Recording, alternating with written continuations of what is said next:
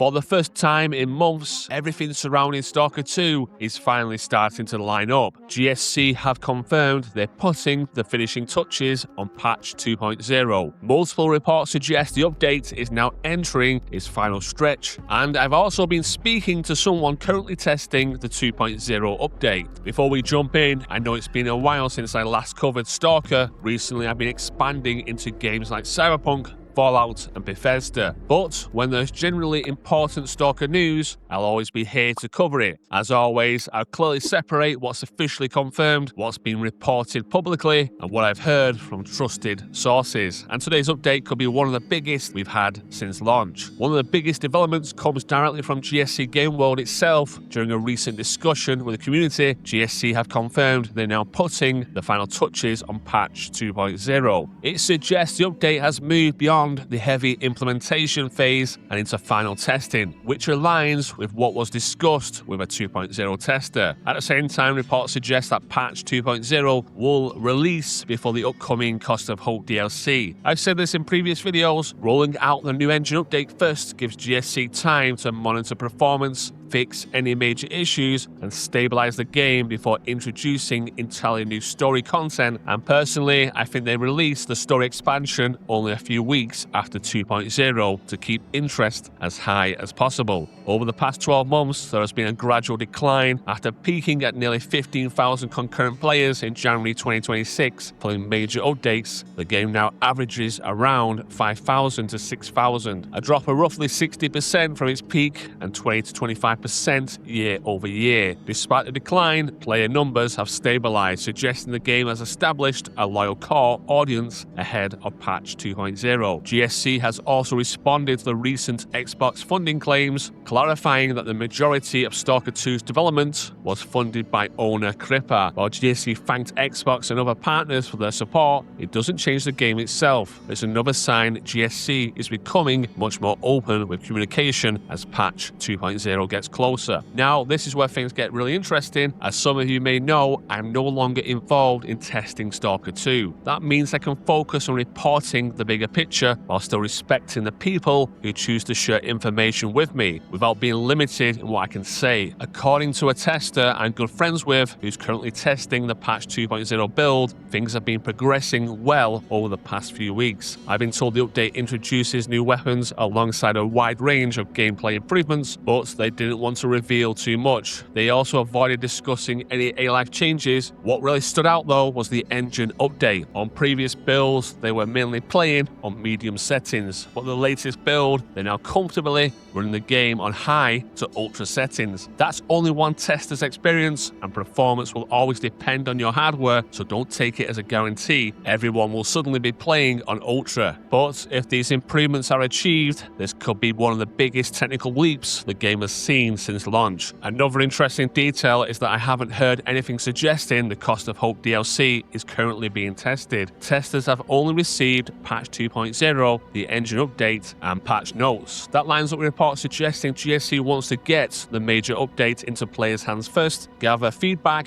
iron out any remaining issues, and only then shift attention to the DLC. To me, that suggests they're making sure the foundation is right before releasing brand new content. Once patch 2.0 launches, I'll be putting it through its paces on RTX 5090 to see just how far Stalker 2 has come. We're so close now, Stalkers.